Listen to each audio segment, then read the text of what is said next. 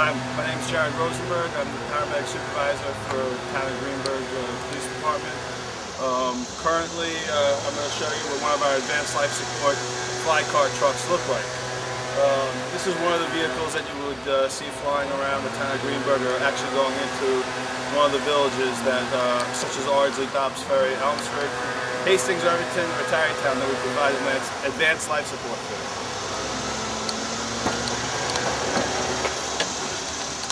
Basically, the State Department of Health sets up the guidelines as far as what we're required to carry, and this truck is one of the samples. Most of the equipment we have is all the same. This is one of the older model defibrillators that are being replaced this year. This would be one of your cardiac machines that would, you'd apply for all your chest pains, cardiac emergencies, just heart monitoring, CPR, defibrillation. We have an oxygen bag that we carry in the back there. We have what we call a first in bag. And this bag basically has all our airway equipment that we need to perform emergency airway procedures, which is in this blue bag. Then we have basically all our drugs that we would treat the patients with. They're individually set up in different boxes, so if it's a cardiac emergency we can just pull this box. If it's a different emergency we can pull this, and everything's drug specific. We have more airway stuff in here and advanced stuff for monitoring patients. And then just like they do in the emergency room, we have IV equipment in the front here. We can check your blood glucose. Make sure your sugar's normal. We have blood pressure cuffs. Basically what we're doing is bringing the emergency room to you, so you can get proper treatment. On motor vehicle accidents, we have an extra bag full of trauma equipment. So you have all your 4x4s, roller gauze. We have more IV fluids for serious traumas, more airway equipment to take care of people that aren't breathing from traumas. And then basically inside here we have all your bandaging stuff, your 4x4s, 5x9s, stuff you'd use to stop the bleeding. On these advanced life support fly cars, we have fold-up backboards, which are they're a requirement by Part 800, but they're not really used that often.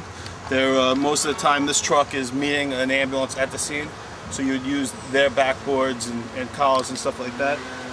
But we do carry additional equipment, such as this is a collar bag that has different size collars if you had to immobilize someone's neck. There's a short backboard in here that if you had to immobilize someone's spine from a motor vehicle accident. And then we have a traction splint that we also carry for a femur fracture. Great. We're one of the only communities in the state that use police for paramedics. Correct. I think we're the only one in the state. One of the few.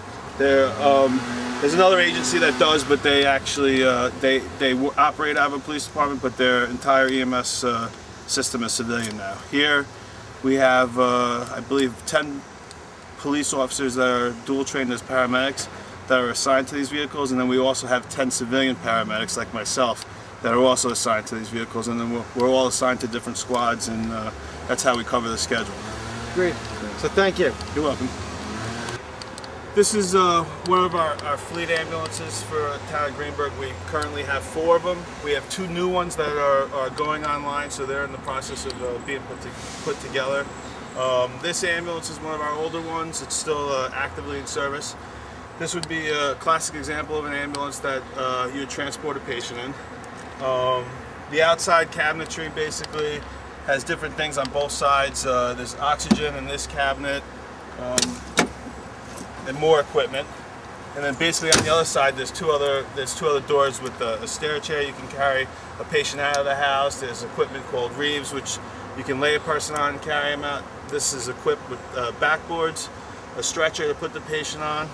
I can take you inside the ambulance. You're gonna need more light, or Yeah, a little more light.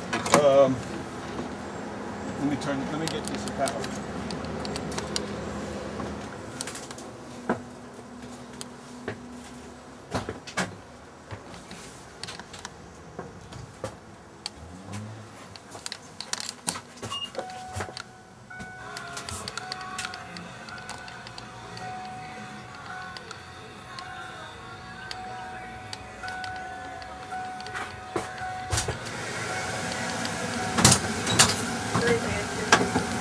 So this is pretty much a standard ambulance setup. Usually you have a bench for your workers or your caregivers to take care of the patients, which would be your EMTs or paramedics.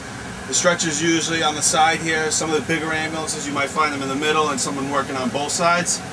And then throughout your cabinets in the ambulance, you have all your State Department of Health requirements, all the supplies you need. Just like the fly car, there's a lot more in here than in there. And then with all our ambulances, we basically take advantage of all the space for different equipment. There's usually not a cabinet that's empty in the ambulance, but it's carrying everything from splints to ice packs to bandaging stuff, emesis basins, you name it, it's in here, and it's enough to treat a patient. Great, so thank you. All right. And we, as we said in the previous video, the only community in New York State that uses the police as ambulance service providers and EMTs. Correct. The Greenburgh Police Department Communications Center. This is basically where all your 911 emergency calls and non-emergency calls come in through. Usually we're staffed always with 2 dispatchers that are fielding the calls, dispatching the calls, prioritizing the calls. And basically, if you look at the monitors, it's all a CAD system, so it's entered into the system based on priority. Any 911 emergency that obviously needs immediate recognition gets dispatched right away. Rich Brodbeck is one of our dispatchers, and this is basically where all the calls come into and get dispatched out of. Great, thanks a lot. And